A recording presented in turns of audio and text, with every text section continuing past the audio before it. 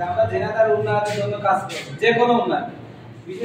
ঝিনাইদহে 250 শয্যা বিশিষ্ট জেনারেল হাসপাতালে ICU, CCU, kidney dialysis, MRI এবং সিটি স্ক্যানের সেবা চালু ও চীনের প্রস্তাবিত বিশেষায়িত হাসপাতাল দ্রুত স্থাপনের দাবিতে সংবাদ সম্মেলন অনুষ্ঠিত হয়েছে।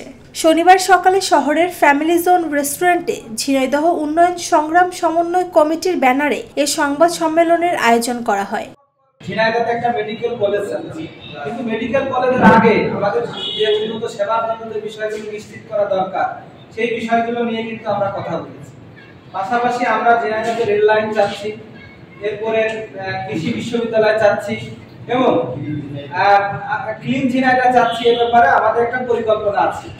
ঝিনাইদহ উন্নয়ন সংগ্রাম সমন্বয় কমিটি ঝিনাইদহের 20 লক্ষ মানুষের জন্য যেটাই করলাম আমাদের কাজ শুরু করলাম বা কাজগুলো করা, কোনো পলিটিক্যাল কোনো অ্যাক্টিভিটিস কোনো কিছু আমাদের এই কমিটির মাধ্যমে হবে না, শুধুই ঝিনাইদহের উন্নয়ন। সংগঠনের নেতারা বলেন, ঝিনাইদহ 250 শয্যা জেনারেল হাসপাতাল জেলার মানুষের স্বাস্থ্য সেবার প্রধান আশ্রয়স্থল হলেও এখানে প্রয়োজনীয় আধুনিক চিকিৎসা সেবা নেই।